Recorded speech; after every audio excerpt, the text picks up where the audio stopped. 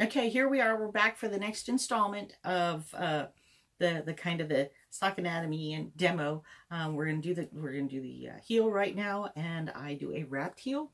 I like it, and it prevents holes. So off we go. Okay, so we've got it kind of prepped. Like I said before, I do 43 rows, and then I start my heel. So this is actually the 43rd row right here. So I'm going to finish this out, and then I'll come back and I'll start the heel. I do my heel a little differently than everybody else does, but just like the toe, I always anchor it. It closes up that little hole that you end up with on the sock. And so I do this. And so this first time around, this gives me a little bit more depth. And so I don't raise or lower any needles on this first pass on either side. What you do on the left, you always do on the right, unless you want a odd looking sock, but if that's what you want, then more power to you. And so then it's similar in the beginning to the toe. It's one up on the decrease, but coming back on the increase, I wrap each one. Oh, people say, oh, that takes time. But the difference in the quality of the sock is just incredible. And the heel is just so pretty. You don't end up with holes or funny little weak looking spots or anything like that. And they just really hold it beautifully. So I enjoy it. And I think I'm actually getting better at this talking and knitting thing. Oh man, now that I've done that. I'm sorry, YouTube. Because I'm going to do something disastrous now. Knock on wood. Okay, well, we digress. And by the way, everybody, this is my daughter. Oh, I got daughter this time, not spawn. But my spawn. Same thing. You know. She does all of the filming. She does all of the editing.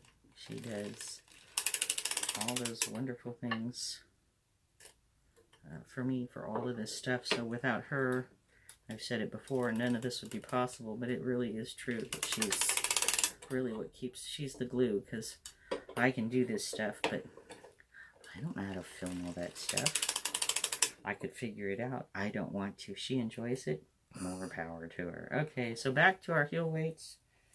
And just like before, I just slide it up in there. I line it up, come down a couple, 3, right there. Make sure I get as many as I can. And then cut it off. And so, easy peasy. Now for this heel, and I don't know why it works out this way for me, but I can't quite seem to figure out how everybody else does it. I can't read a pattern, for those of you that don't know that.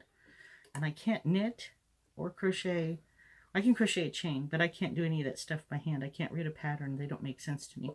So both of my needles up are, here's my heel marks, where I want to stop and start my heels and toes, you know, for my increase and decrease. So they're both up. So I push this needle down, just one down, but I never push them down all the way. And the way, for some reason, I got to stop and walk away and something happens, I know what I'm doing. So then I wrap that needle and I push one down on this side. And so wherever your yarn is, your working yarn is, that's the side you wrap and down. Does this take longer? Yes, it does. I like it because I think it produces a better quality seam for me. You find what works for you. For a long time, I did the 1 up, 2 down, just like I did on the toe. But I like this better. And that's just me. So, wrap and down. And just wrap and down. So I talk my way through this. Like somebody's giving me step-by-step instructions. I give myself instructions. I tell myself what to do quite nicely. Thank you very much. Wrap and down. Push. Yeah, I put my hands in all kinds of places other people don't. But that's what works for me. It just helps me keep an eye on everything and keep me focused where I'm supposed to be. So, and it's just my muscle memory. It's one of the things I like about these machines is having my setups on each machine. There, all the tools are in the same place. The cast-on bonnets are hung in the same place. They all have the same little bins to hold waste yarn and ravel cord, and for me it works well. And then that way when I sit down to a machine, all I have to do is remember, oh, okay, I'm on this one and this one does this funny thing, or I'm on that one and that one does this funny thing.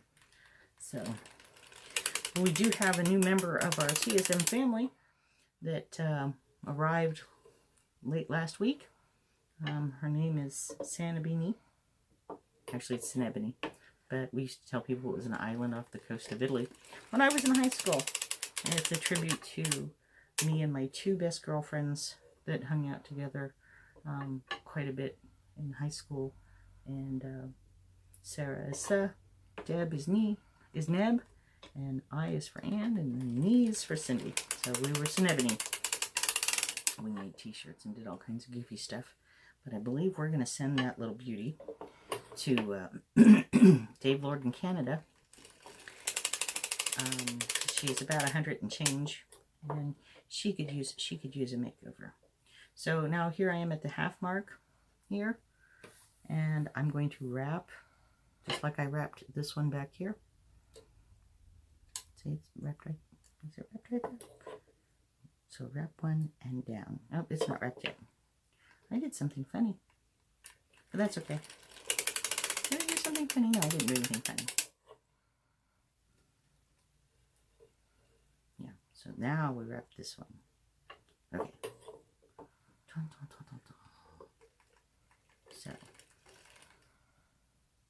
and down. That's what it is.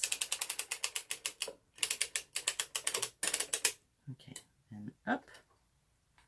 And one of the things I like to do is, so there's the heel. And so now there is a little quick thing that I do. We've done the heel, and just like on the with the miter on the sock, I always like to make sure I raise up a little bit close to that miter because there's always a little bit more tension there. And when I set these down, I don't put them down all the way at this point. It gives everything a chance to make sure everything stays above the latches, and it'll knit just fine. So you notice I've got this mock rib here. I break all the rules. I don't put 5 or 6 rows in before and do the pre-ankle and make it shrink up nicely. I don't have to do that because if you instantly go to your mock rib from your heel, it draws it in beautifully.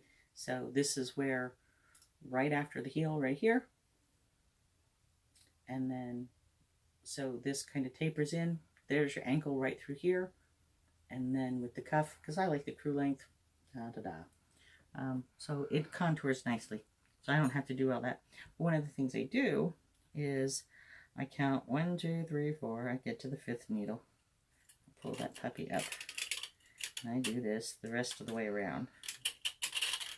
And thank you, Jenny Dieter. Hey, didn't like me. There.